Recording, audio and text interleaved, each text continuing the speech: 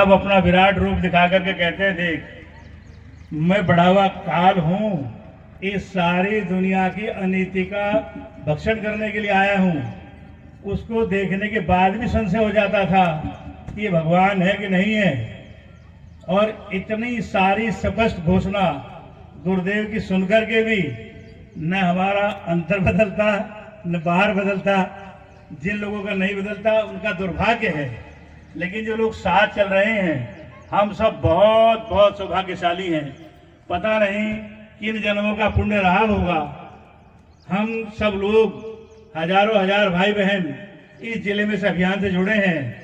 ये हम अपने आप में एक बड़े गौरव की बात मानते हैं। पंडित जी बैठे हैं, सुरेश शर्मा जी, लगभग 33-34 साल पहली बात है।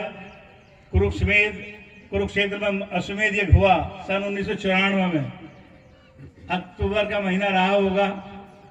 उसका कलश आया।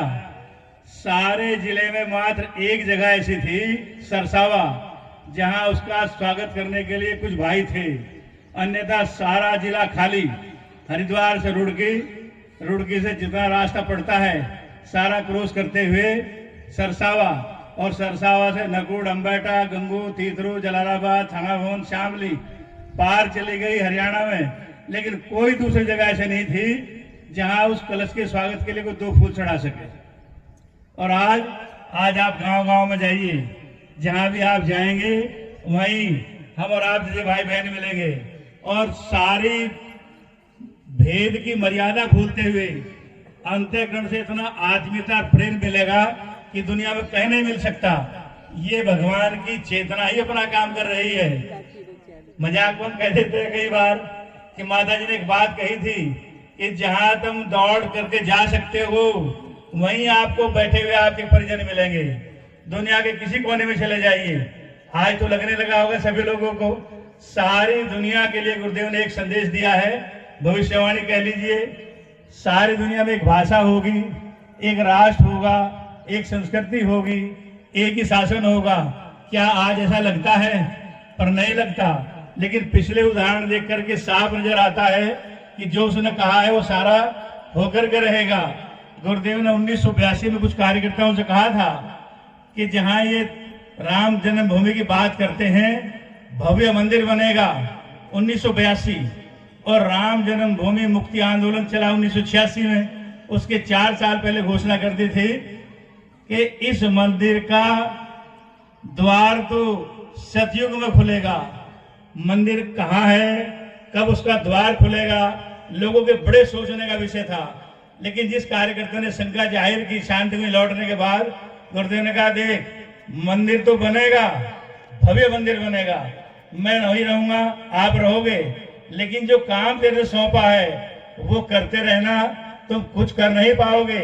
ऐसा झंझावात आएगा, सारी धरती हिल उठेगी, लेकिन मंदिर जरूर बनेगा। कब की बात है? 1982 की।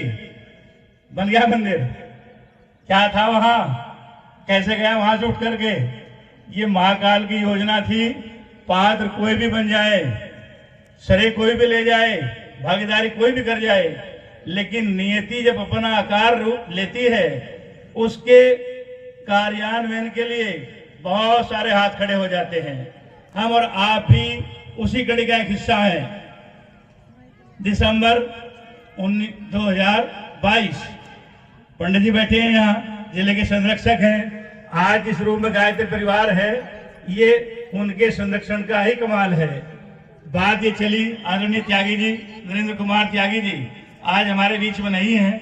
हमारे जिला समन्वयक, एक ही पीड़ा रहती थी, गुरुदेव का कुछ काम नहीं करते, काम बहुत कम हो रहा है, कुछ करें, योजना बनाइए।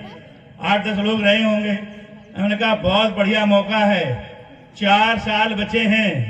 किस चीज के? जन्म शताब्दी के। कौन सी जन्म शताब्दी? 2 बातों की। कौन सी?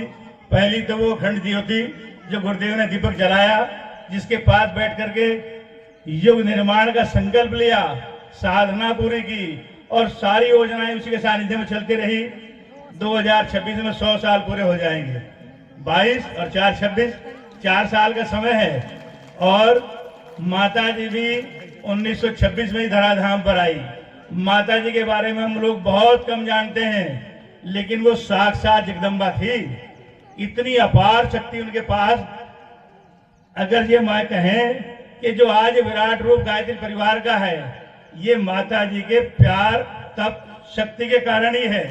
बहुत अनुदान मिले, 3 साल का सानिध्य हमें मिला माता से मिलने का, लेकिन 3 साल में सैकड़ों बार हम मिले होंगे। पता नहीं क्या पुण्य रहा होगा।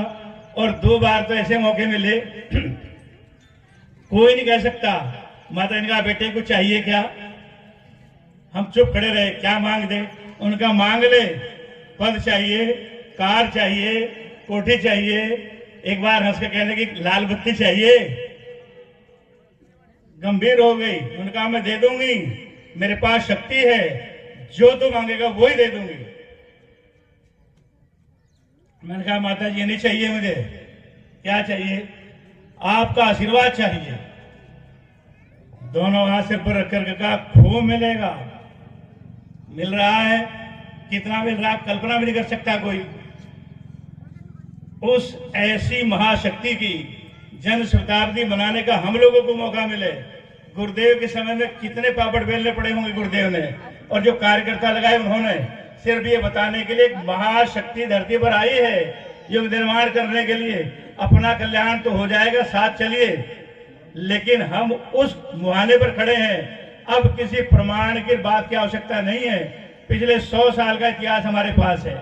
वहां बैठ करके योजना बनी कि हमारी 12 इकाई हैं, 11 ब्लॉक, 12 नगर, हर एक को चौथा हिस्से में बांटना।